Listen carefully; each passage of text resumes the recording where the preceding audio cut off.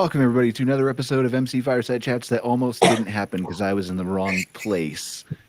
But thank you guys all for being here. I appreciate it. I think Shara was trying to play a joke on me or something because this episode says May 14th.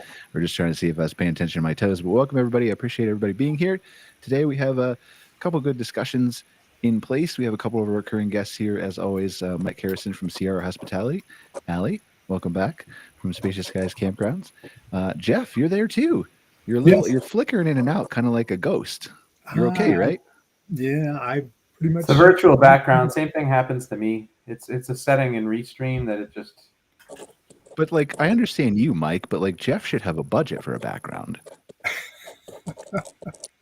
Heidi with Utility Supply Group is here. Welcome, Heidi. It's been a while. We haven't seen each other since the show. And then Jim's here as well. So do we want to just go around the room and introduce ourselves briefly? And we'll obviously spend more time diving into Jim and Heidi's stories today. But Mike, you want to start? Sure. Mike Harrison with CRR Hospitality. We are owners and operators of luxury upscale RV and glamping resorts, as well as do third-party and consulting. Awesome. Thanks for being here, Mike. Allie? I'm Allie Rasmussen, co-founder of Spacious Skies Campgrounds. We also own and operate campgrounds on the East Coast from Maine to Georgia. Awesome. You excited for the season? Pumped, like really pumped. Looks really good. Awesome. Great to hear. Jeff? Yes, I'm Jeff Huffman, and I have Camp Strategy, which is a consulting firm that specializes in the campground business. And it's work that I really enjoy, trying to help camp owners get profitable. Awesome. Thanks for being here, as always, Jeff. Heidi, you want to introduce yourself and tell us just briefly a little bit about Utility Supply Group? Yeah, I'm Heidi with Utility Supply Group. We are an electrical distributor for the outdoor hospitality industry. Think RV parks, campgrounds, also marinas, and any kind of resort, glamping, or an RV resort. And we dig a little deeper than just putting products out on a shelf. We work hard with the National Electric Code. I'm on the UL 17 code. And so any kind of power outlets, I help decide if they are safe or not. Like if you buy a new hairdryer, you'll see that it's UL listed. I work on the same type of code, but it's just for power outlets. And so we just try to dig a little bit deeper and work a little harder for this industry. Awesome. Thanks for being here, Heidi. I'm excited to dive into a little bit more about. Is it? Can I call it USG? Is that fair, or do I have to say the whole thing? Yeah, that's what a lot of people do. Okay, it was just in your name title, so I wanted to make sure it was okay for me to do that. Jim Armstrong, did I pronounce that right? You did. I'm impressed. Brian, thanks for having me. Nice to meet everyone. I'm co-founder of Open Road Resorts. We own a handful of campgrounds across the U.S., a couple in Dallas, Texas, Santa Fe, New Mexico, just acquired one in Wyoming, just outside of West Yellowstone and Omaha, Nebraska. So we own a couple of campgrounds and looking forward to get to know everyone. Yeah, very cool. I've definitely seen your brand a lot of different places as you continue to acquire parks. So excited to hear a little bit about what you're all about and your backstory in a few minutes here. Mike, Allie, Jeff, for a recurring guest, is there anything that's come across your desk in the last month or so or longer that you guys feel like we should talk about or is important for us? Like we obviously have Memorial Day coming up, the season starting, but anything that's notable that you guys want to touch on before we get to our special guests? No? Everybody's going to be quiet? Nothing happened at all in a month? It's the same topics. I mean, AI just continues to grow and grow and grow. And you know, the generational camping report, they just did the presentation an hour before this one. And I don't even want to say this out loud because, like, Shara, can you mute Brian for a moment, please? Just mute him. But 30% of campers have already used AI for search, and they expect that to go to 3/4 of campers using AI for search when looking for a campground to stay in. So Insider Perks, which is obviously not Modern Campground, but an affiliate, certainly is ahead of that curve. But it's something that we need to continue to stay on top of and be ahead of, as clearly the generative search and all how Google's prioritizing search. I mean, that's all going to change forever over the next year to 3. Yeah, we'll touch on that a little bit later in the show. And I have them on my list as this brief video to show what Google introduced yesterday with related to AI search. So, but I want to get to our special guest first. Anything from you, Allie or Jeff?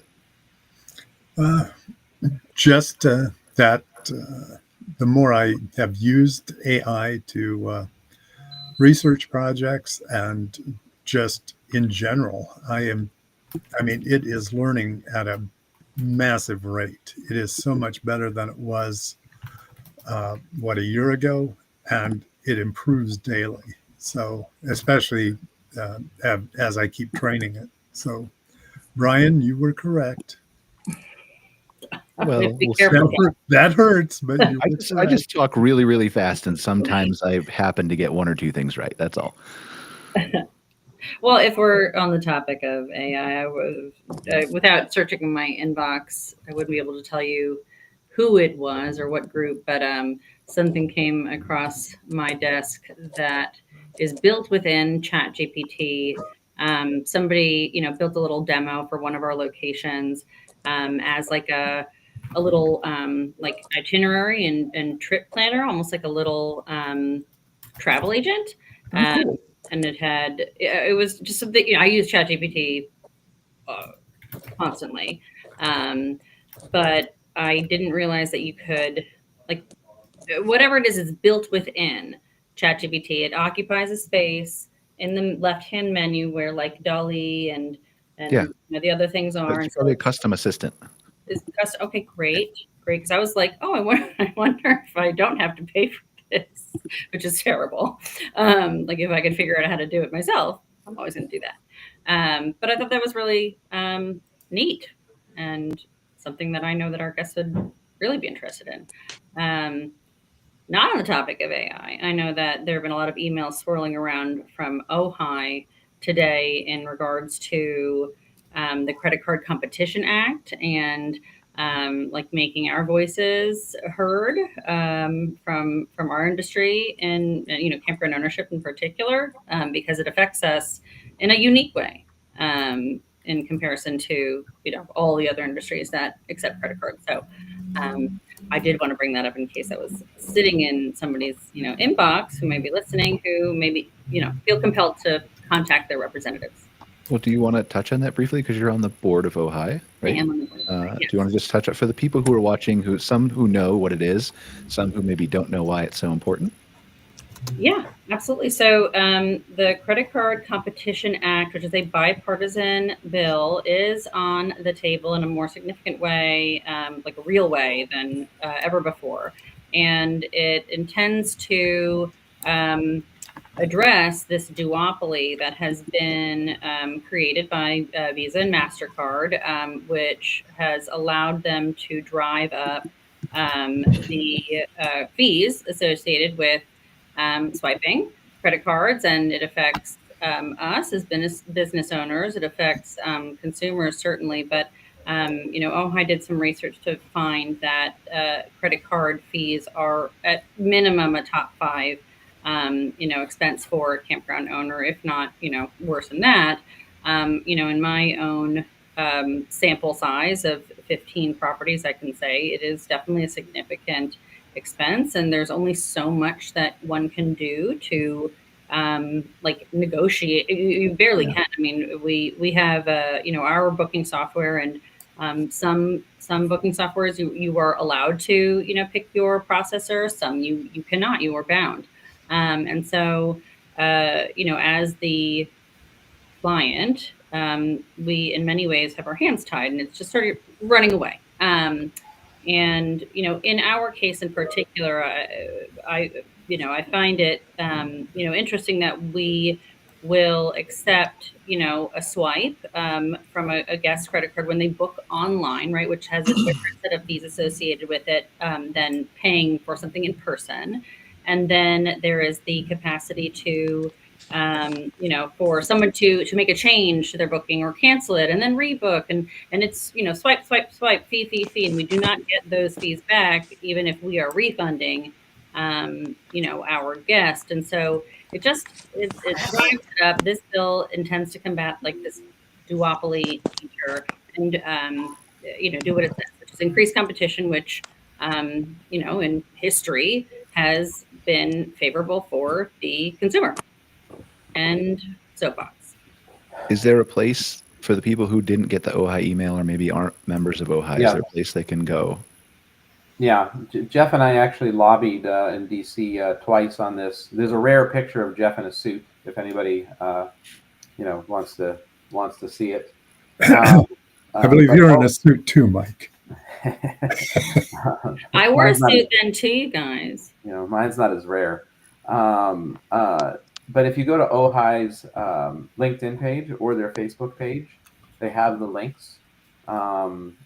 We should probably include it in the audience chat here, and then anybody who's watching this modern campground should go in, and it literally takes 60 seconds to click the link, fill out your information, and click submit. To make sure that you are, providing your voice, and it doesn't just have to be RV parks, right? The Credit Card Competition Act is for every industry in the world, in the country, I should say, in this case, that has credit cards, that uses MasterCard and Visa.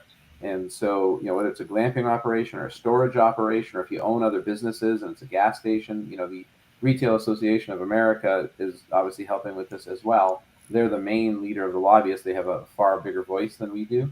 But it's not just for RV parks. It's a national issue that you should share out as much as you can. And there is a priority because it's coming before the Senate today. So if you... What time? And should we stop the show and go? If they can just send it, it's not going to move that quickly. But yes, definitely contact your senators and let them know that you would be in favor of this bill. And Allie, I just got out of the exec meeting and I should have brought up that point myself. So thank you for bringing that up. I'll do your homework for you. And covering my butt. Thank you. How do you guys feel about this, Jim and Heidi? How does it impact your businesses, just briefly, the credit card stuff? Well, we generally have large purchases. So someone orders, let's say, 100 pedestals, or they're doing an expansion. We have a lot of maybe $80,000, $90,000 purchases. And we, with something like that, would pass that on to the customer, the credit card charges. The fees with that would be passed on. But also, a lot of times they'll send a check in. We reserve the inventory, they'll send in a check, and we'll take payment that way. So it kind of depends. Am I frozen for all of you? No. You were. Yeah, you look okay. perfectly fine. On my picture, I'm frozen. Anyway, so the smaller orders, replacement parts, or 1 and 2 pedestals, something a little bit smaller, we just eat that. Yeah, I mean, I will admit, like, from my perspective too, something has to change. I will admit there's 10% of me that's like, I really like my credit card rewards and all my points, miles, and traveling for free. But sure. also, like, it's everywhere. It's I mean, we try to shift clients to like ACH on Stripe because it's so much cheaper.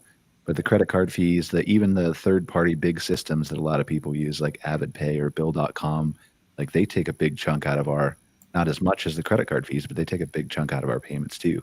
There's no real way to escape some of this stuff.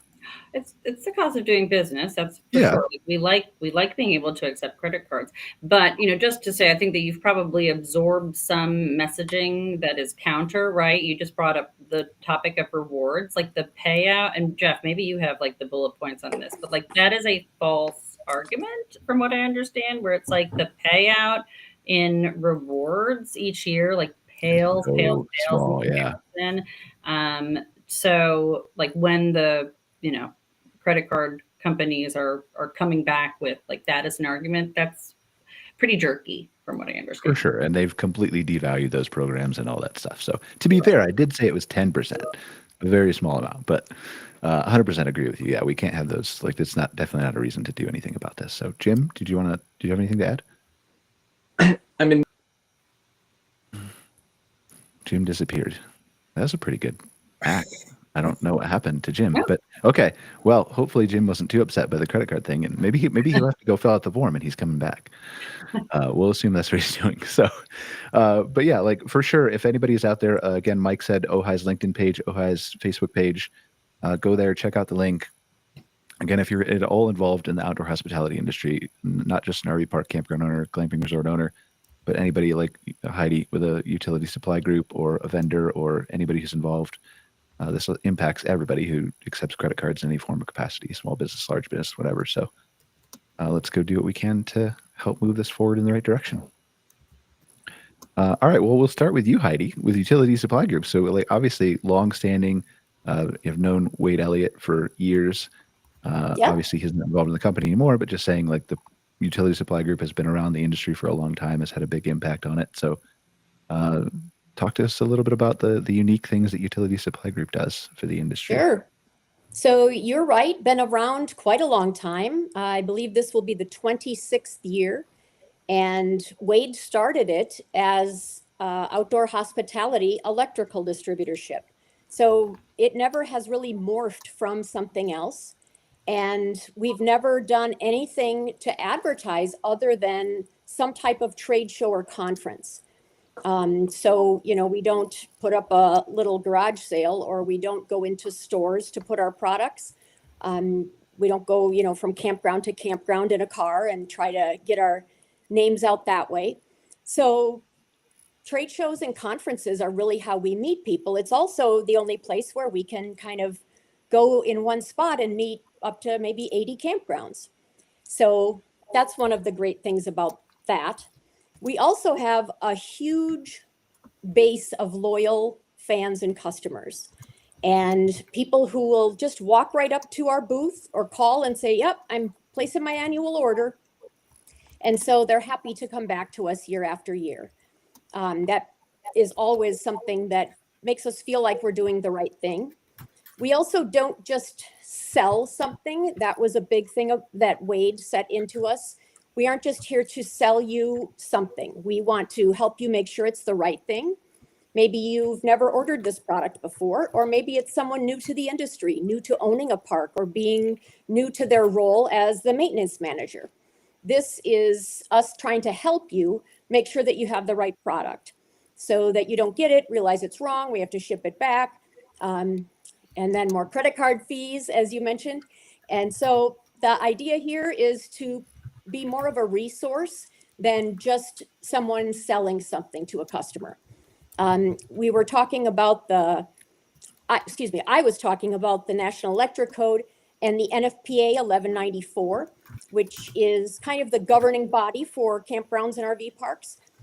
We also dig really closely into that. And so when a customer has a question about it, we're happy to be a resource for that. So for the people out there who haven't caught you at a trade show recently, like I know you offer a number of different things, the unique things that you offer that really you feel park owners should pay attention to, if you wanted to highlight. Of course, pedestals, anything that's a power outlet. So a pedestal or a surface mount box, anything that would take power from your utility company to that site. So distribution panels, transformers if they're needed, wire, and any amenities that you want at the site, maybe lighting. The other thing is that something that's unique to us, since EV charging became an issue for some campgrounds and a way to make money for others, we have different products that can help so that campers don't try to plug their RV into the 50 and an EV, electric vehicle charger, into the 30. So it kind of keeps that double dipping from happening. And products that are metered. Metering has become a big thing. Not that it ever wasn't, but it has become kind of front and center with, of course, expenses for utilities getting so high. If there's a campground that can get an expense back, sub-metering, where you charge your camper for their specific electrical usage, that's huge. And so we help people learn how to do that. And whether they use a meter, like I'll call it a dumb meter opposed to a smart meter, where they have to physically go out and read the meter, send someone out, or they do it themselves, or they would use a product where they have it where it comes back to their reservation system. That information is wirelessly transmitted, and it makes it pretty seamless. All right, I think awesome. that's about it. That's a good overview. I appreciate it. Mike or Allie or Jeff, do any of you guys meter electric at your parks? Well, For I would suggest that every park meter at some of them. We do seasonal and monthly. I have seen campgrounds where they do it on a daily basis if they go over a predetermined fee, number of kilowatts used during their stay, which gets back at some of the units that have two air conditioning units and all kinds of other electronics. But generally, they have internal mechanisms that limit what they're going to draw. But yeah, at least I do, I always recommend metering. We have a lot of campgrounds that are underpowered. Maybe they're older, or maybe they're in a location where they physically can't get power. The utility company doesn't have it to give.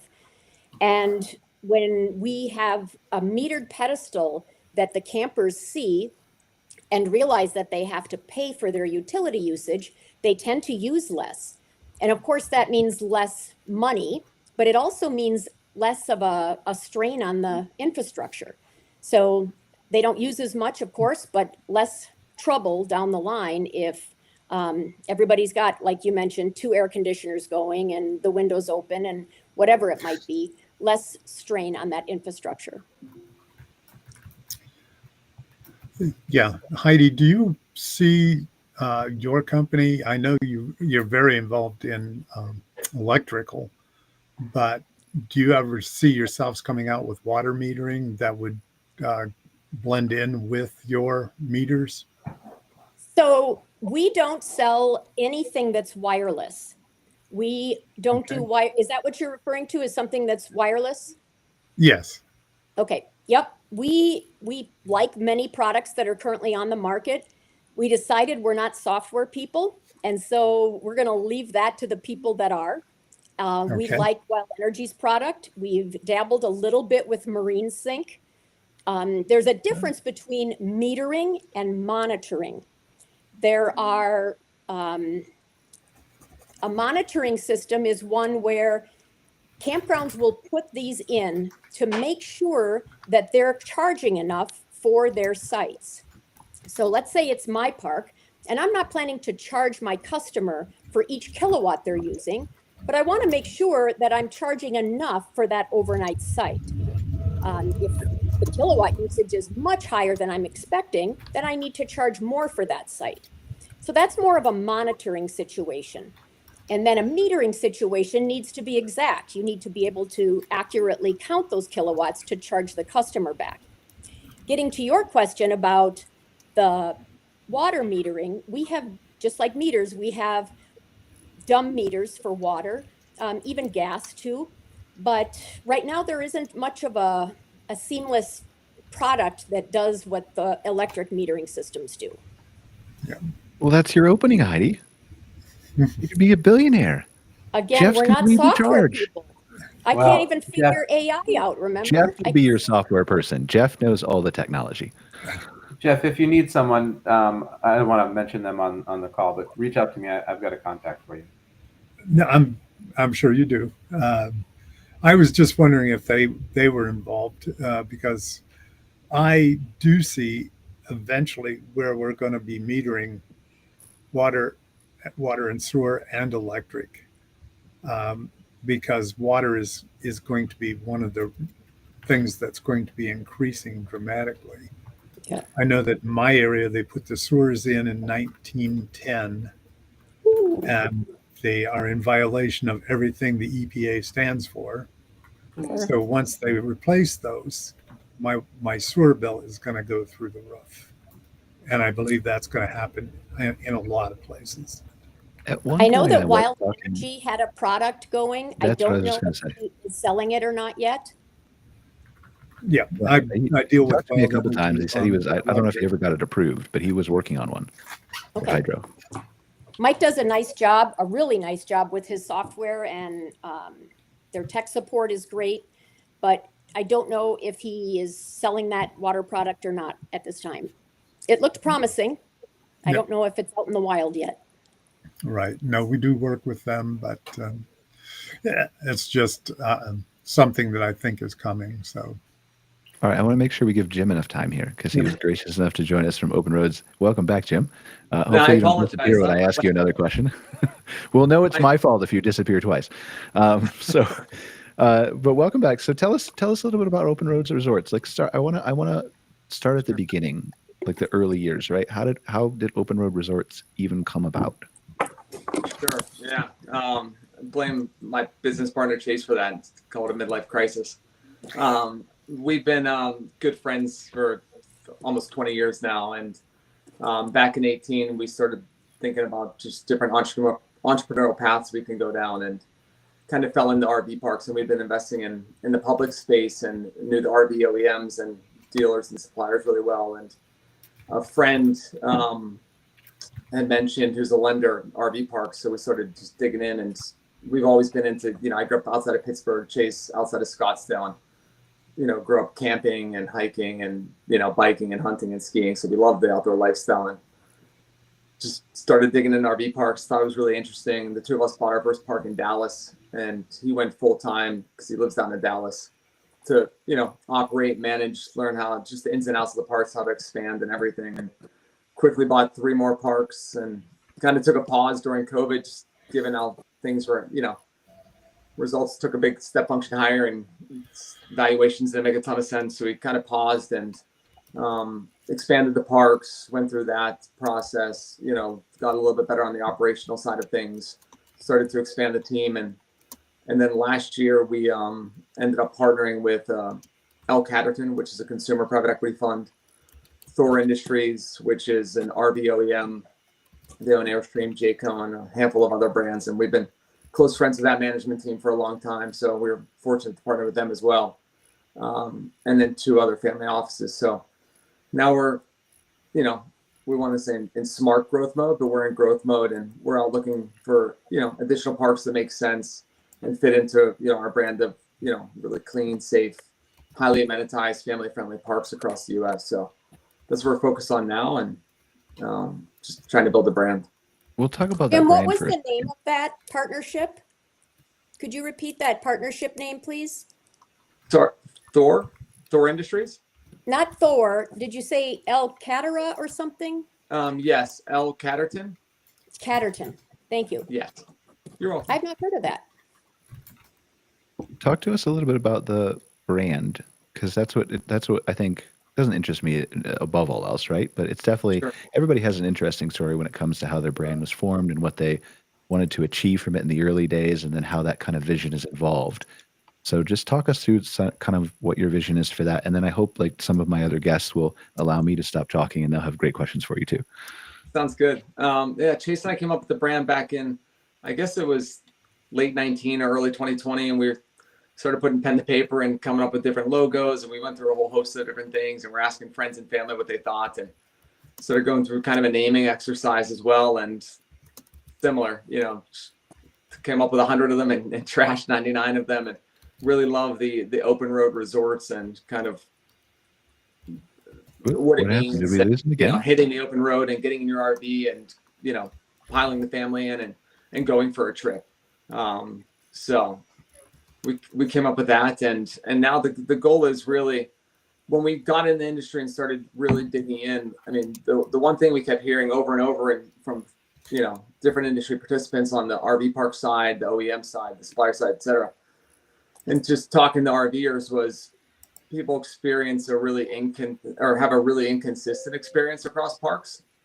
So when we set out to acquire parks, and when we do now, the goal is, each one, our park outside of West Yellowstone is going to feel and look very different than a park in Santa Fe, New Mexico. But we want to have those kind of consistent attributes across the parks. And, we want people to have a consistent experience. When they check in, they're going to have a, really friendly front desk staff, really friendly general manager, really clean, a really safe, highly amenitized park, and just a great experience. So that's kind of what the brand means and stands for, and what we're trying to build over time. Where do you, unless somebody else has a question before I ask another one? Mike, Allie, Jeff, anybody? Nope. You just going to let me run with the whole show? Okay. All right. It's not going to be as good. Sorry for the audience. Tell me where you see open road resorts going. Like if everything lined into place, which we all know it never does with entrepreneurship, but if everything fell into place the way you wanted it to, where would you see open road resorts in 10 years, let's say? That's a great question. Our goal is just to continue to build the brand, continue to build our team. We have a great team in place right now, and we're continuing to add to it. We want to continue to acquire great parks and great locations, as does everyone else. But our goal is to continue to build a brand and build a network of parks across the country. How do you approach the operational aspect of it? So obviously each park brings its own challenges, as you were talking about a little bit with your different locations, right? From a different audience to the different types of people who would stay there to the different types of staff that you have to recruit to obviously location. So how do you kind of differentiate and segment and approach that from an operational perspective? Sure. Yeah, we've been hiring on that side of the team, and we continue to add to it just as we continue to build. And I think a lot of people that came in the industry the past few years have realized that it's not just plug and play and you just leave it as is. Like, these are very operationally intensive businesses, especially if you want to give the customer a great experience. So we continue to build out the operational side of things as we do everything in house. So we're adding team members, head of operations, and then we're going to start adding team members underneath that.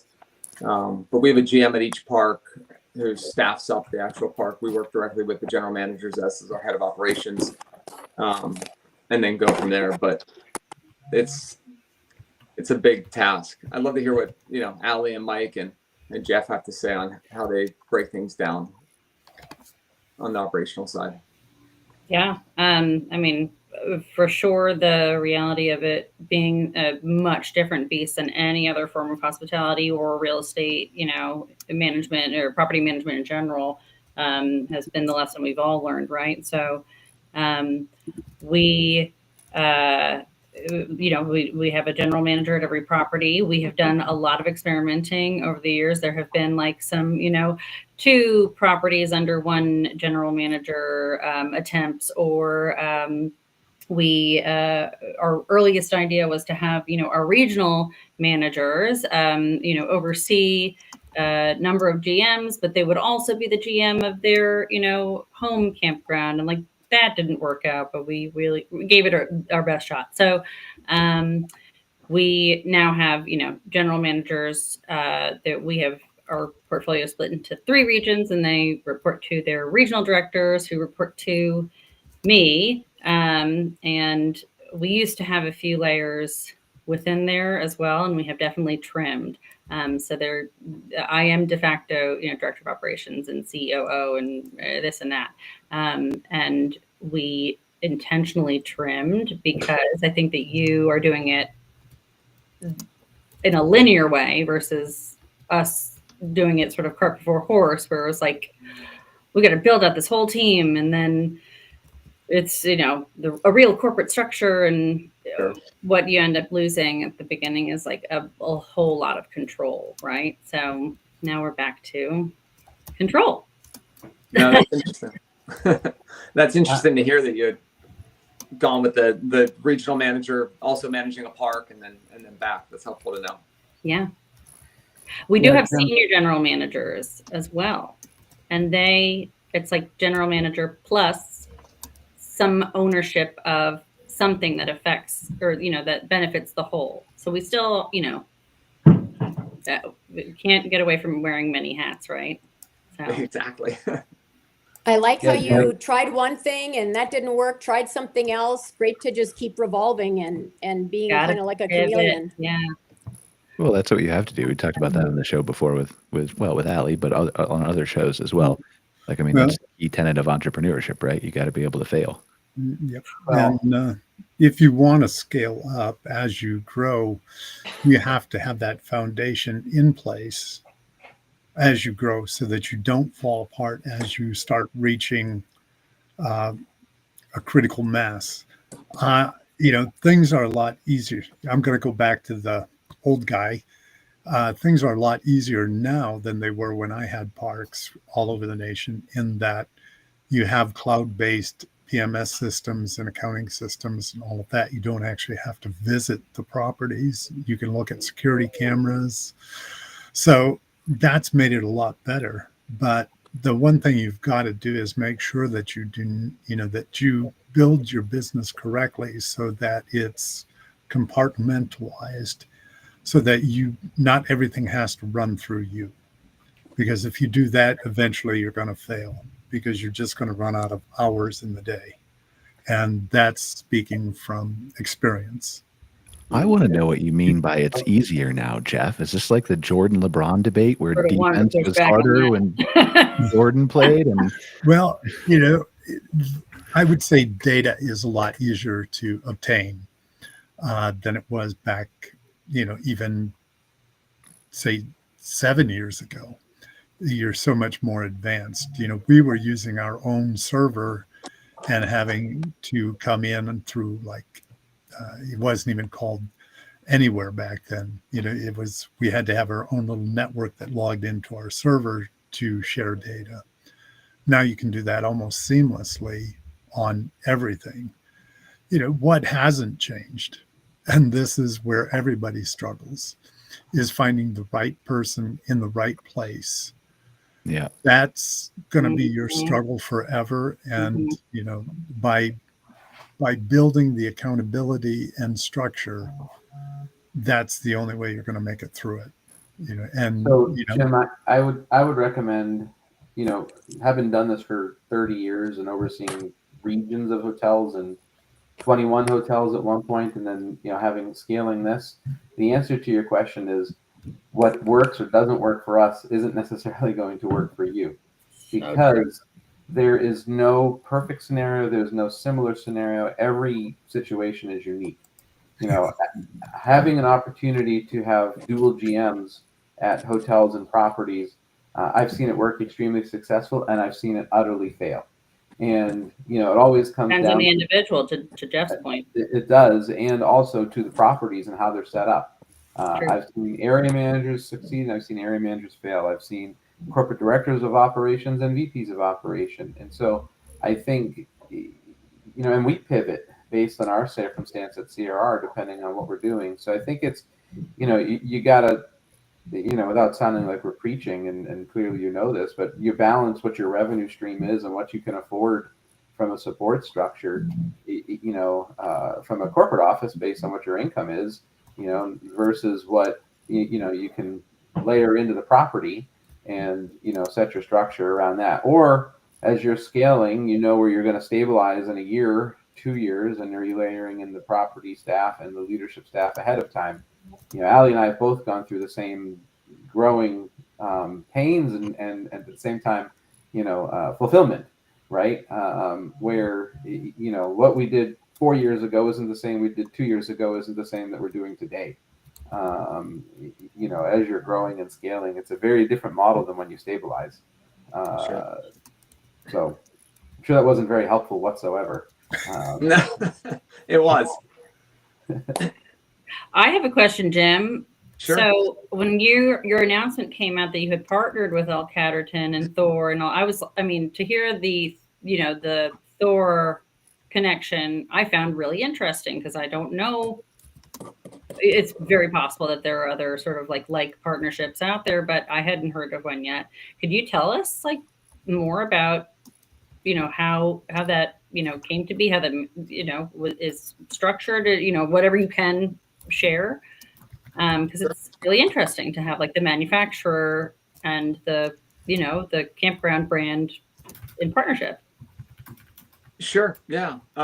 So before we got into campgrounds, both Chase and I were public equity investors. So we knew the Thor management team for a long time prior to 2018. And when we started looking at campgrounds and bought our first one, Dallas Northeast, just outside of Dallas, we reached out to Bob Martin at Thor and mentioned it to him. And we're like, it's about 6 months after we bought it, we're like, we love the space. It's a lot of fun. The guests are great. Our team's awesome. We're going to look to expand, and we would love to have kind of a non-official advisory board we'll put together, and just pick people's brains who we think are really smart and can be helpful over time. And And he was like, I love that. And he had mentioned to us, you know, the issues with the inconsistent experiences across, you know, RV parks.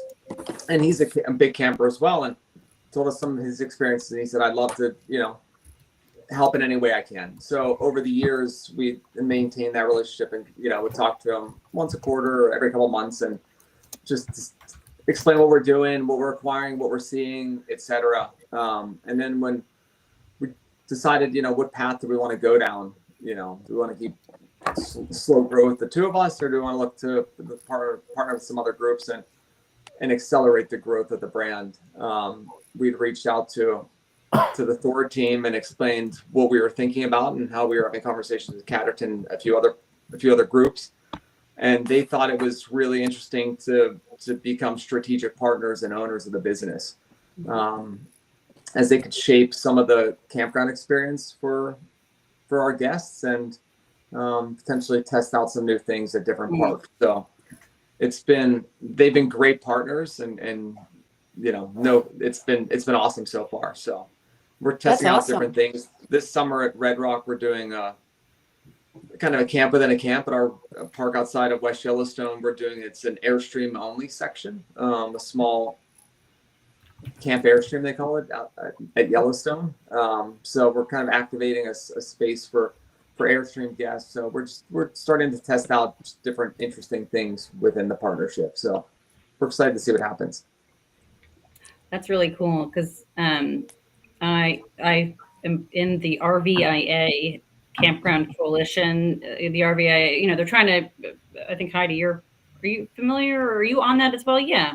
Where they're trying to get all of the sides of the industry, you know, and talking in the same room. And like, I know that one of the things that is hot with, you know, like some of the executive directors of the state associations is like, you know, rigs coming out that are like huge and souped up and require all this like additional, you know, like electric, and it's you know, they're surpassing like I guess like what Heidi, you were just talking about, like the electric load, you know, that is, you know, able to be delivered at the site level. Like it is a mismatch almost with, you know, especially these older legacy campgrounds.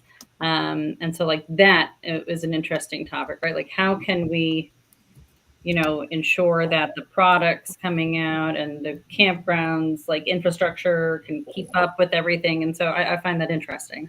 So it's a great idea to have all of those groups of people together. Wade Elliott still has communication with I guess I don't know, the bigwigs at Thor. And as the last time he spoke with them, I believe it would be 2022. I'm thinking they had no plans to make an RV that would have a 100 amp plug, that would need a 100 amp receptacle, which would be like, they don't even make them. And so for us, we would need time to be able to produce a product that could, you know, fit a 100 amp plug. And nobody's doing any of that right now. So until we hear from Thor that they're planning on creating one, so we better plan on creating something. Nothing right now. It'll be interesting for me to see. There. Sorry, go ahead. I didn't mean to cut you off. I apologize. That's fine. I was just going to say, I would be interested to see how, like, generally speaking, electricity and the reliability as it relates to campgrounds, but everything changes in the United States in the next 20, 30 years. Because this is all, like, from my side, I'm in my little AI bubble, right?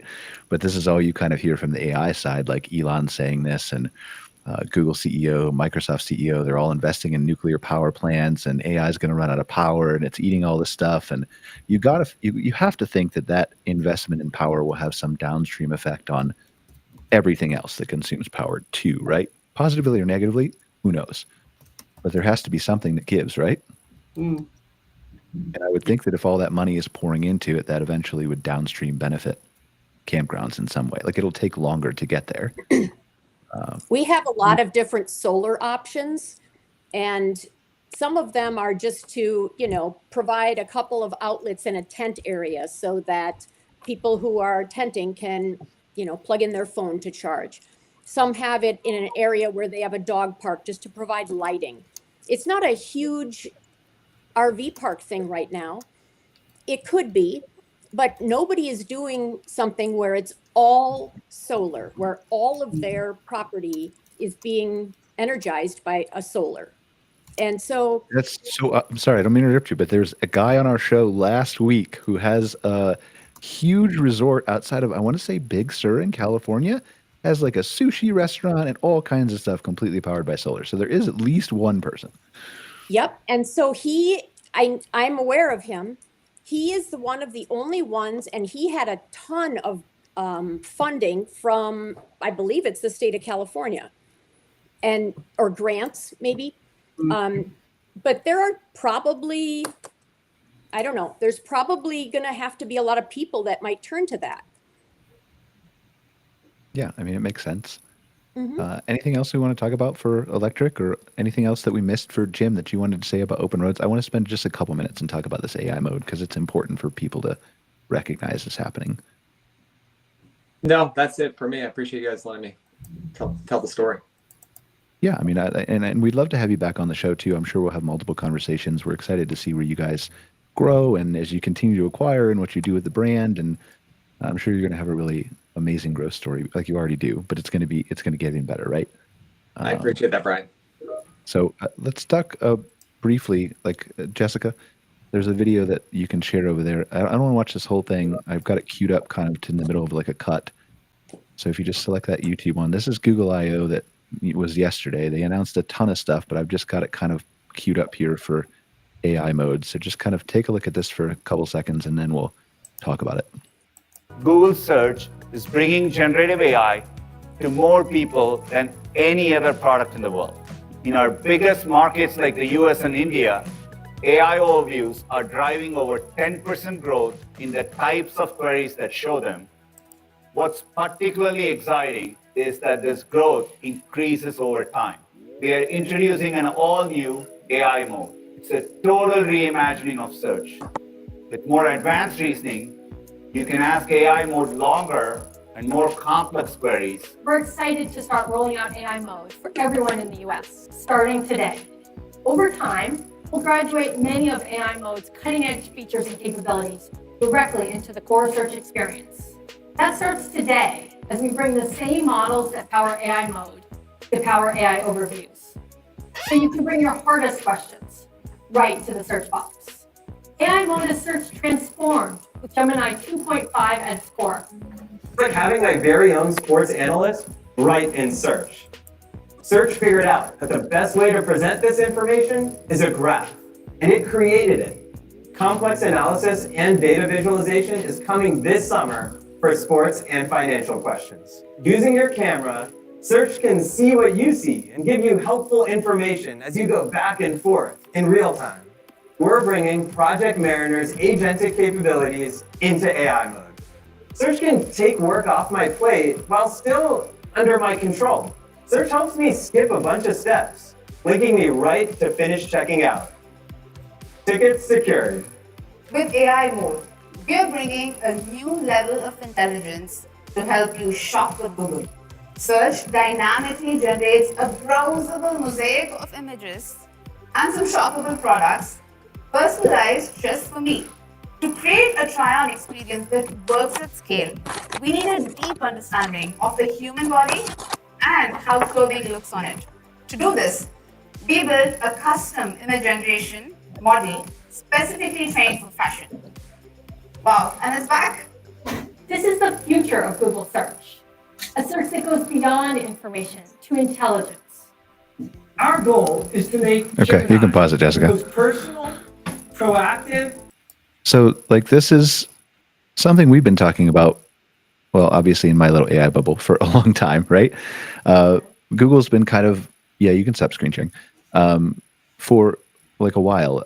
Google's been slowly marching toward this. Many of you have seen the AI overviews that appear at the top of search results. They haven't really hit the campground industry vertical too hard yet, but they're coming for it pretty quick, especially after these announcements yesterday. But AI mode is something completely different. This is the complete removal of the 10 blue links. This is taking over the whole page and giving every single user a different page based on whatever they're asking. So this is apparently was started to roll out yesterday. I'm in Canada, so I tried on a VPN. I couldn't see it on my end. I've had access to it in labs for a while, but I can't see it on regular Google search yet. But it's coming very fast.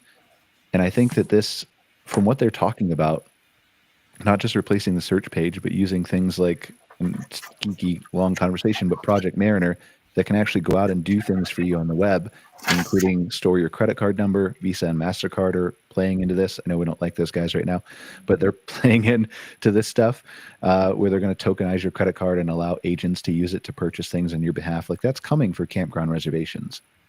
Like, maybe not as quickly as hotel reservations, depending on our booking systems like CampSpot and NewBook and ResNexus and so on and so forth.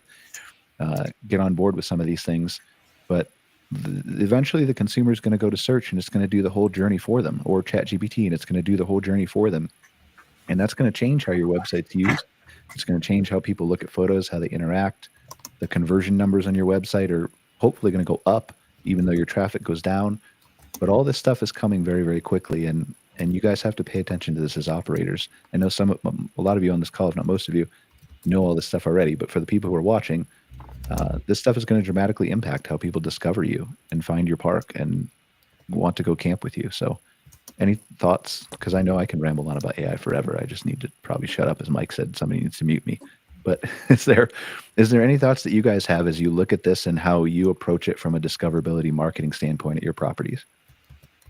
I'd like to ask what we might use instead of keywords or hashtags. I know hashtags are kind of going along the wayside, but is there a different prompt or searchable slang that we might use to do the same thing that you did when searching for campgrounds or RV parks or electrical? Yeah, I think sorry, there's somebody at my door and my vicious Yorkie is going to answer it for me.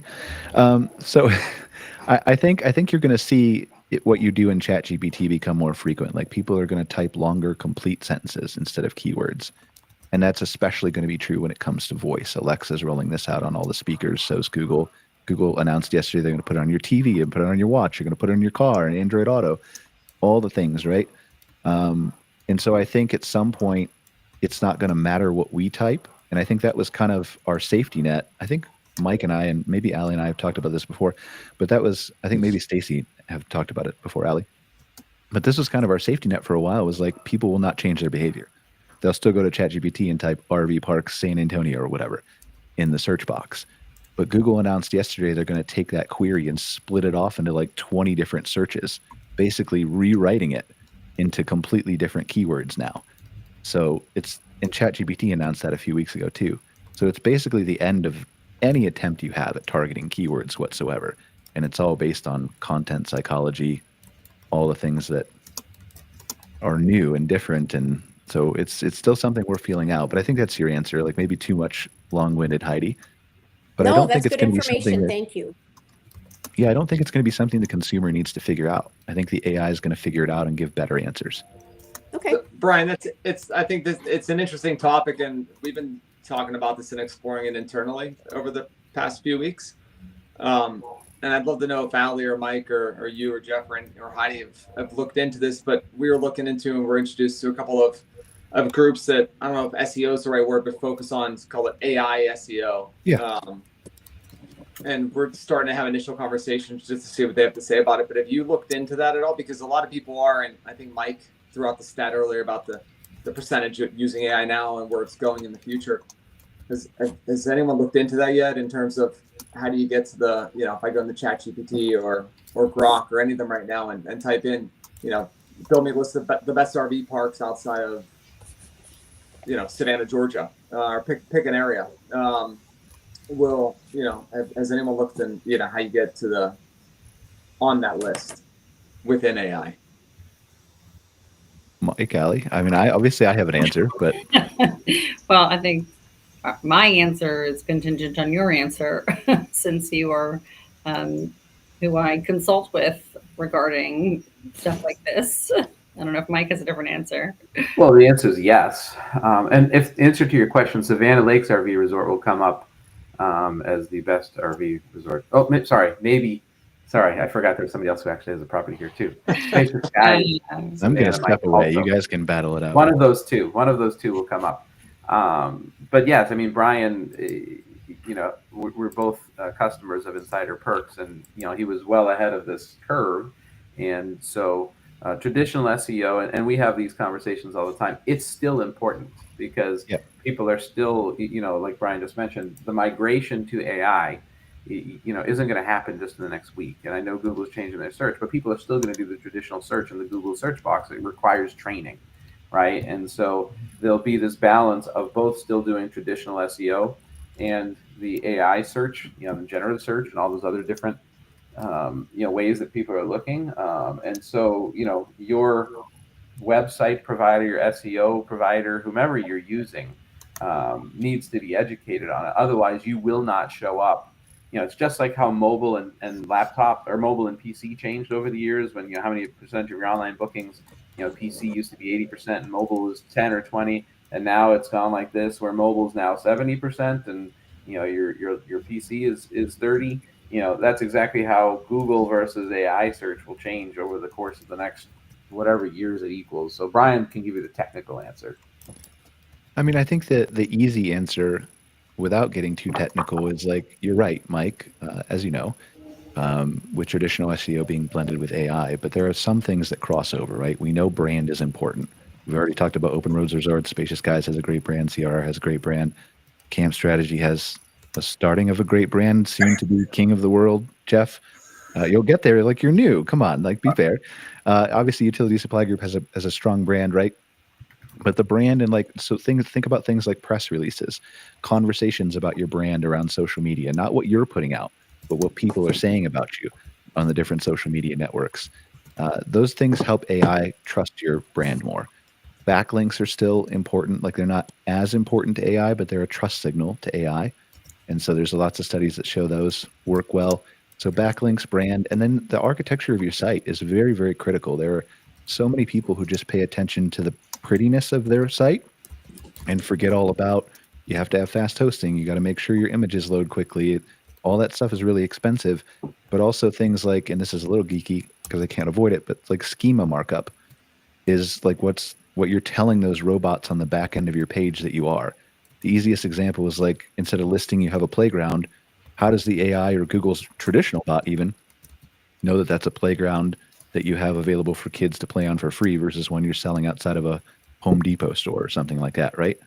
There are ways that you can structure that markup to give Google and AI search more information about that. So just thinking through that stuff and mostly focusing on the user experience and trying to figure out, as we all are, like, I've been in this for 2.5 years, studying this stuff like crazy, obsessively. And like, if you put a gun to Sam Altman's head, he wouldn't be able to tell you how AI ranks certain things that it ranks in search. But there are ways we know you can get included. There are ways we know that are best practices on your website. And those are the things you need to start with, the fundamentals. And you'll probably be ahead of, I'm guessing, 90 to 95% of the rest of the campground industry if you do. For a while, anyway.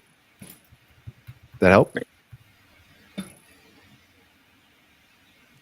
I asked All right, well- ChatGPT for the best RV resorts outside of Savannah, Georgia. First one boy. was Creek Fire RV Resort, then Red Gate Ooh. Farms. Third one is Spacious Skies. I am. It's Cracking interesting up. because I just asked two. The first one's Red Gate and the second one's Hilton Head. Spacious Skies doesn't even show up, and we show up number 5. See, See, But- there's that gun to Sam Altman's head. That doesn't help. this is where your So, keywords. so what it matter. means is you guys both, need to work on your marketing and Mhm. Somebody should call our and, website. and who your markets are. This is though why, like, keyword ranking and all that personalization is important, because it's going to start personalizing. Everything's going to be different for every person. ChatGPT's memory is showing Mike something different than it'll show Allie, than it'll show Heidi, than it'll show Jim or Jeff. And so that's why the best practices on your site and the fundamental things are critical. And that's why you're going to end up with less traffic on your website, because you're not going to have all the looky-loos who aren't for you. When they get there, they're more likely to convert, is where we see it going. So Well, I think because in your own AI, you can build your camper profile Yeah, without even what telling you it. like, and it's only going to show you the parks that have full I hot got a tub pop. deluxe with XXX. So it definitely is going to change. You know what? I've got it 3 o'clock. I didn't realize it was that late.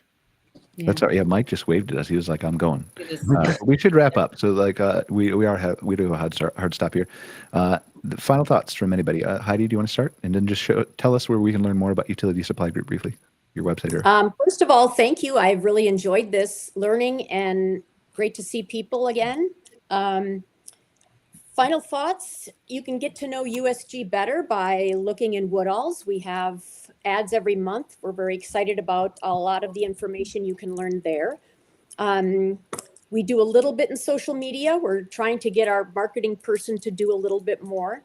So I'm hoping we can advance that a little bit, or just ask. We're happy to provide any information that we can. Awesome. Thank you for being here, Heidi. Allie, where can they find out more about Spacious Skies?